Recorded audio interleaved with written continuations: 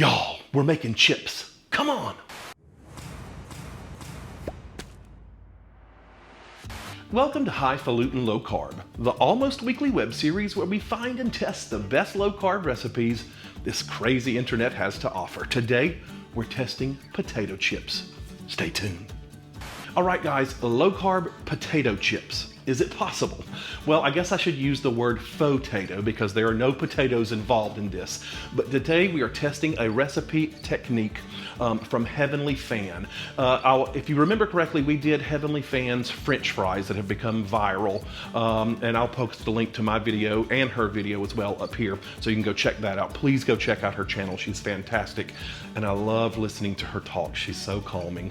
But she has since turned that recipe and that dough that made the French fries into chips. Potato chips specifically, and tortilla chips. And I'm just so intrigued by it that I just want to try it today just to see if it's as good as the 500,000 people that have already watched that video and said it is. So again, please go check out her. She's Heavenly Fan here on YouTube. I'll post a link to her down here in the video description below to this video and her French fry videos, and you can find the recommended ingredients and amounts there.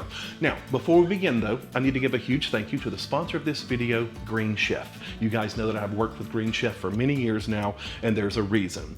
Green Chef is a CCOF certified organic company with meal plans to fit a variety of lifestyles, including keto, paleo, vegan, gluten-free, vegetarian, fast and fit, and Mediterranean. It's nice to have a fridge full of delicious meals that are ready to go. Now, the recipes are usually quick and easy, and there's a step-by-step instruction guide. You get a card with chef tips and photos to sort of guide you along the way. And what's nice is you really learn how to combine flavors and textures that you probably wouldn't have gotten otherwise, that you can then take and use in other dishes that aren't from Green Chef. So this week, one of our favorite recipes was the tilapia with spicy scallion aioli.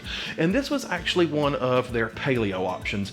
I figured that I've always gotten their keto boxes, and I wanted to just see how the other meal plans were since I'm recommending them to you guys. And this was fantastic. It was pan-seared tilapia. It's got roasted sweet potatoes and broccoli, bell pepper, cashews.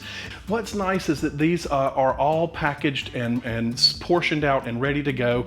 And often the sauces and seasonings are prepared for you already so that you can skip a step there and just get a meal on the table pretty quickly. So right now, Green Chef is offering a tremendous deal to you guys. If you'll go to greenchef.com and enter code Highfalutin130, you'll get $130 off and free shipping on your first box. So thank you, Green Chef, for sponsoring this video. It's sponsorships like yours that keep channels like mine on the air, and for that I am truly appreciative.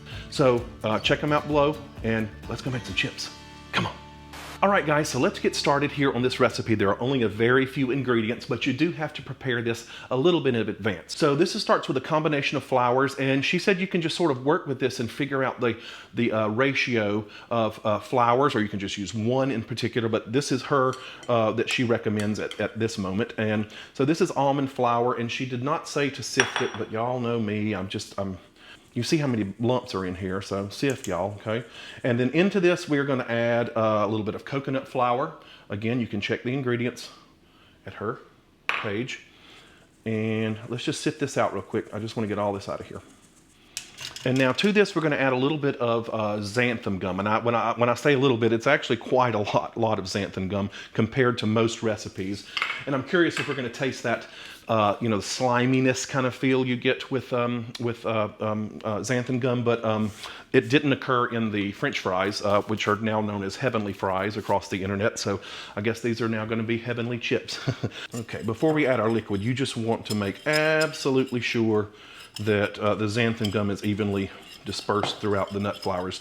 And this is where also she made two variations. This one was the quote potato chip, right? It was just plain. And then she did tortilla chips style and used black sesame seeds, which gave it that real corn tortilla look and the flavor as well.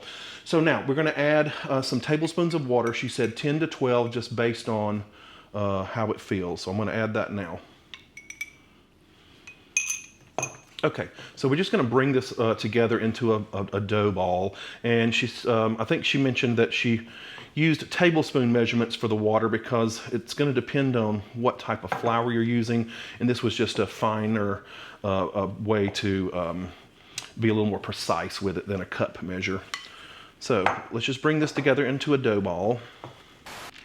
Okay, and it's going to be sticky, but here's the fun part. So with impeccably clean hands, we're going to form this and kind of knead it just a bit into our dough ball. And so what is going to happen here is we're building like a large potato, a large log, I guess you could say, that we are then going to use our food processor after it's frozen to slice into these thin little chips.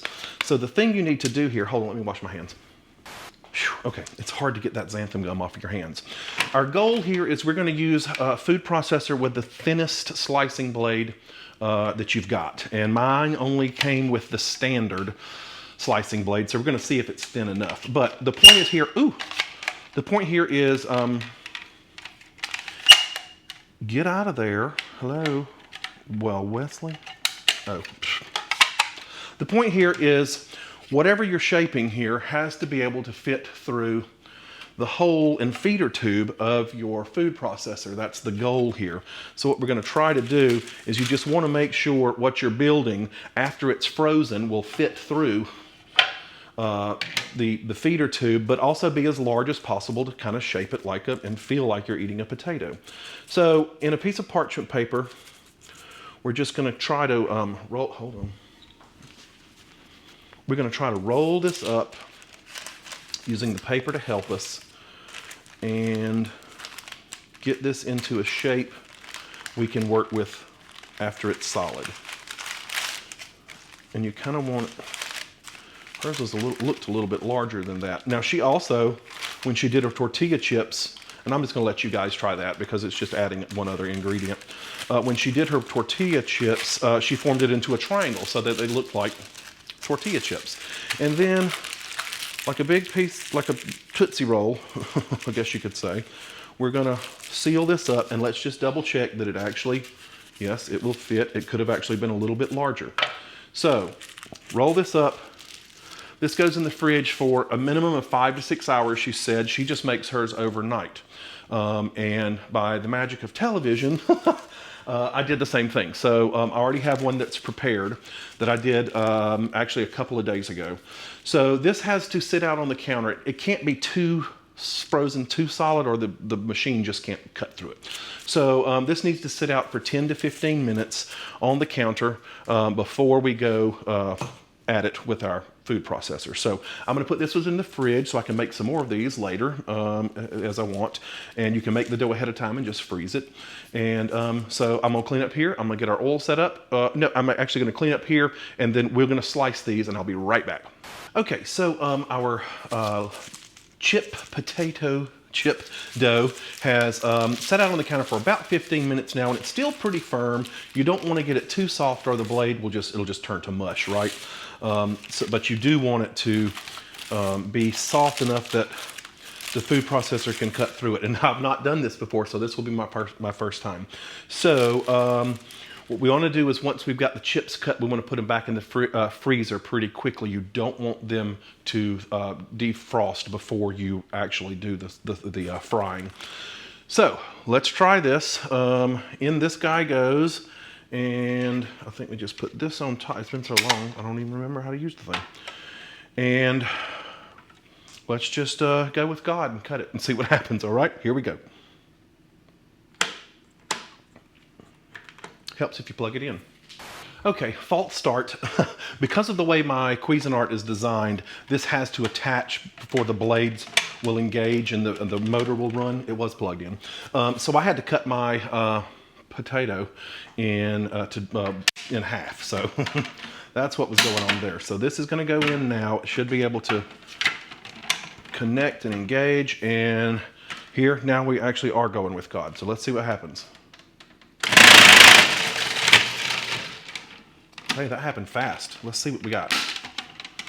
Come off of here. Great Scott. Let's see what we've got. Okay, it's pretty thin. That is thicker than I would probably have ideally wanted it. But let's work quickly through our other one. It happened in just a second, as you saw. And then we will go to the freezer and get our fryer set up. I'm wondering if any of you out there have done this, if you can do this with a mandolin. I know that would probably be dangerous and you would need to use a guard, but if you don't have a food processor, that might be an option. So in the freezer this goes. I'm gonna clean up here, get our frying oil going, and I'll see you in just a few seconds. Okay, so I've just taken these out of the freezer. We're gonna, she does some that are fried and some that are baked. I'm gonna try both of them so we can find out. So before these start to thaw out too much, we're just gonna line a baking sheet with some parchment, and she said to use a good amount of oil, avocado or olive oil, and you wanna get this spread pretty well on your sheet, and this improves the crunch and the flavor and texture as well.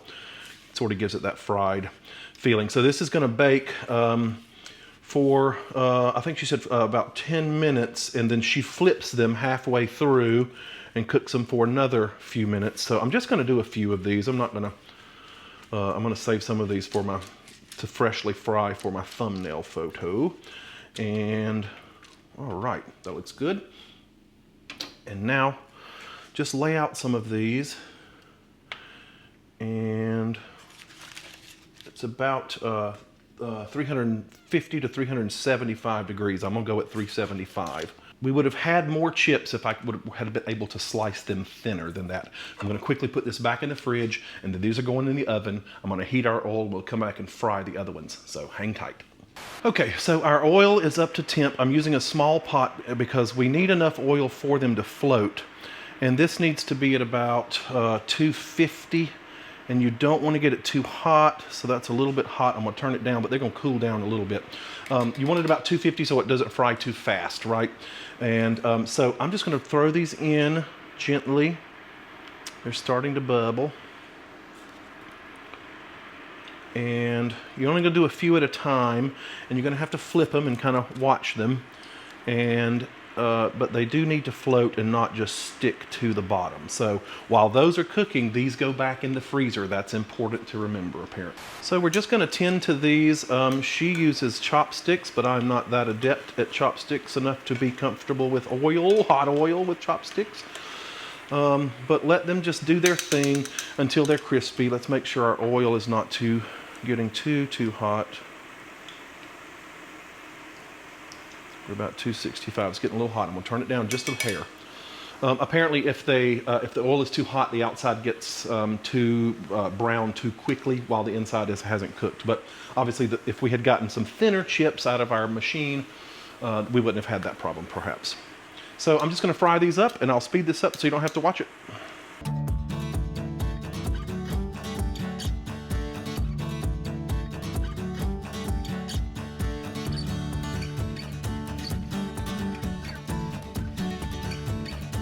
Okay, so our other was in the oven for 10 minutes. We had to flip them, and then they go in for 5 to 10 more minutes. And these that we're frying are almost, I think they're ready to come out. She said when they're golden brown. This has taken about 10 minutes for me.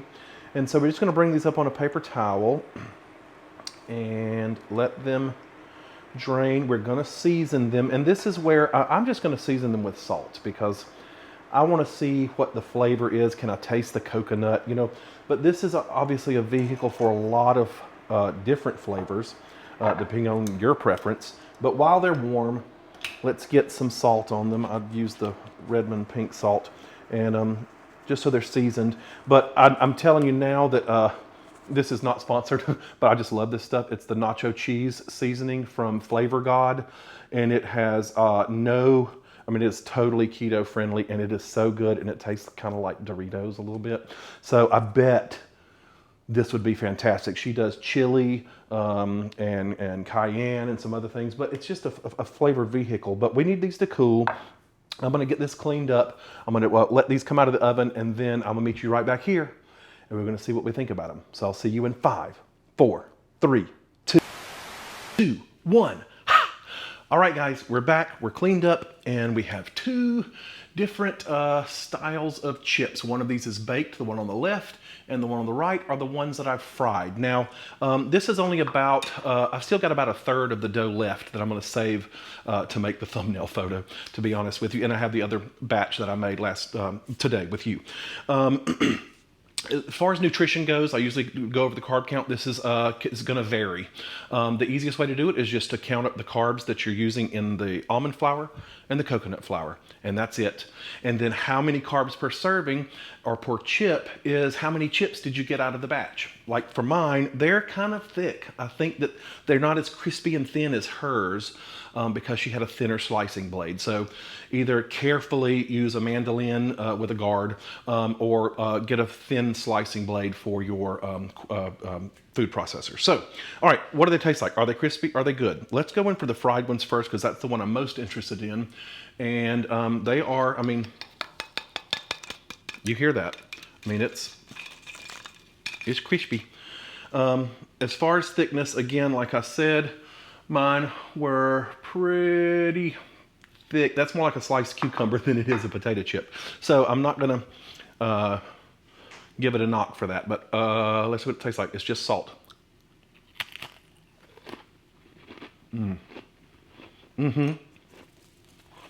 You hear?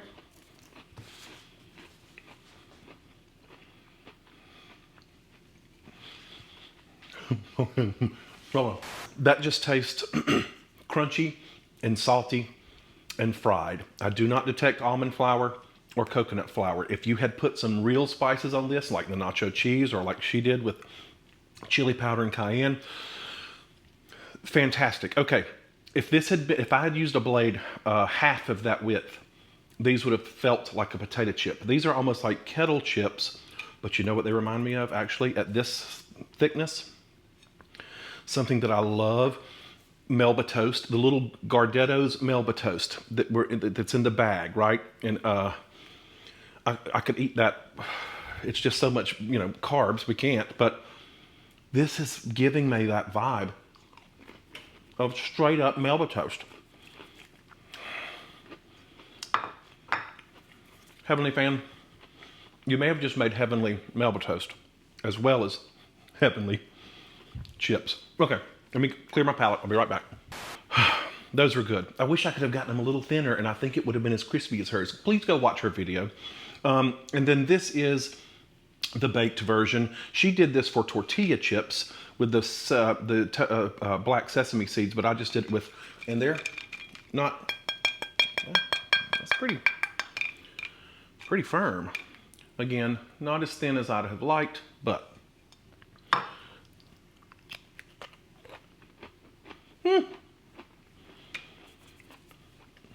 that's good. It's not as crispy, and let's just face it, frying something in oil, I mean, is always going to be good. Hold on. Okay, both of these are good options.